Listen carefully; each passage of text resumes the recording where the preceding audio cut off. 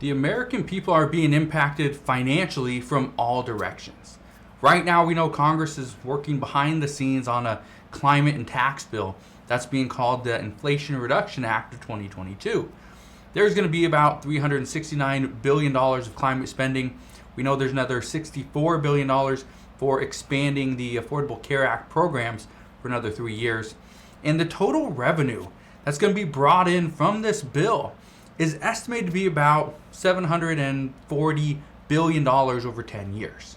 Now, I bring this up for one main reason. This bill is supposed to help the American people. It's really supposed to help the middle class that are being squeezed by inflation.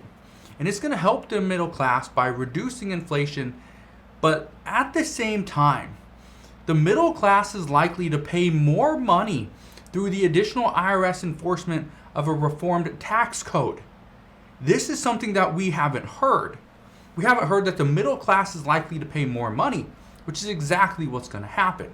Now, not only that, but the middle class is also being squeezed so hard from multiple sides that many of them are having a very tough time with their current job. So what do? They change jobs in search of something better, which in most cases means more wages. There's a problem there. By having more income, the middle class is going to tend to spend more money, which means that when American people spend more money, we see inflation go up. That's a problem because right now, this is supposed to be the Inflation Reduction Act of 2022. We do not want to see additional inflation. Now, here's why the middle class is so important in this case. And the middle class is important in every case, but in this case, I want to bring this up because without a middle class, it means that the other two groups, the lower class and the upper class, they don't pay much in taxes. Larger corporations are doing all they can to find these tax loopholes so that they can afford to pay a hefty tax bill every year. Lower income earners normally don't pay very much in taxes either because they have very little income. So everything is pretty much falling on the middle class. And I believe it's like 95% of revenue is coming from the middle class. I could be wrong, but I believe it's like 95%. Just think what would happen if we got rid of 95% of all of our tax revenue. We would be screwed. Now, what do you think would happen if we lose our middle class and nobody's paying much in taxes? Well, the federal government must go after us in different ways to attempt to bring in additional tax revenue to pay for things like roads and bridges and federal buildings and lawmakers' salaries, right? And so much more. Now, I don't want to get too far off track here, but I just wanted to make sure that you knew some of these things because that's kind of the road that we're going down. The middle class is shrinking. That could be a major problem. So let's get back to what is greatly impacting Americans' financial situation. Now remember those $1,400, $600, even those $1,200 checks.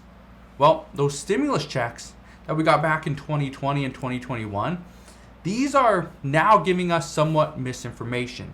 And I want to talk about this for a second because this week a major piece of information came out called the PCE.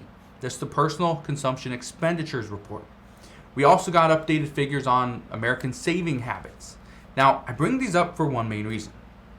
In these reports, they provided they pretty much proved to us through some of their numbers that the Americans needed this stimulus in order to continue spending. Without this, we would have been screwed. Our economy would have been in a deep, deep recession. It wouldn't have just lasted for a handful of months. It would have most likely gone on for years. Now, the reason for this is because nobody wanted to spend their own money. It was also at this time that we saw Americans' savings go through the roof. And more people were saving money because there wasn't anything to spend money on. Now, I want to talk about this because the other day I talked about the PCE report and I gave you some information, but I want to give you the full picture. This is why I highly recommend you make sure you're subscribed to this channel so you never miss an update. Well, here's where things are now changing. Americans aren't saving as much money now because businesses are back open. We make money and we go and spend it. Obviously, inflation is up, it costs more money. But it wouldn't matter if things cost more money if we were not buying those things. The issue is businesses are now open, so we go and buy their products. Travel has resumed, so we go on vacation. And Americans are not saving money because we know that money we originally received back then wasn't free. It's now being eaten away by inflation. Here's what I can tell you. Things are only going to get worse. Even though inflation may not go up, we may not continue to see inflation, we will see disinflation eventually. Here's the problem.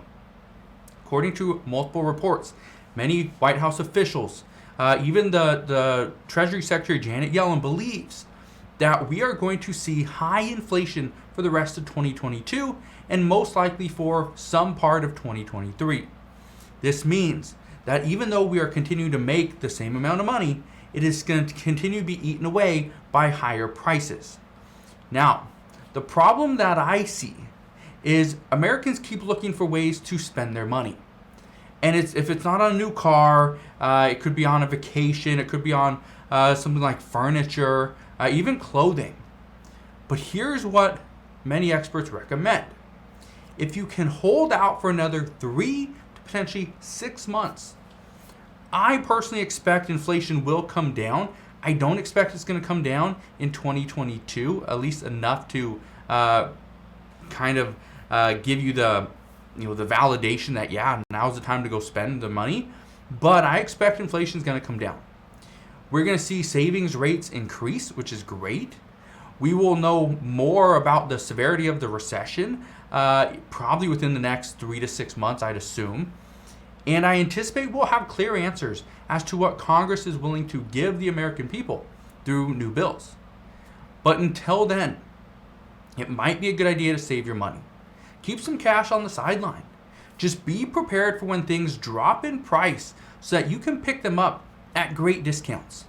Now, I've been talking to some people recently about they're looking into buying exotic cars. Well, prices are starting to come down a little bit, and I want to explain why. One of the things that we do as a society when things are getting very hot, right? When the economy's booming, one of the things we do is we consider all different angles.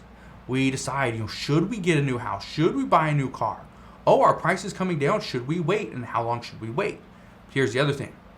If we do not need something, for example, a bigger house, a fancy car, a Rolex, right? If we don't need these things, or let's say a Louis Vuitton bag, right?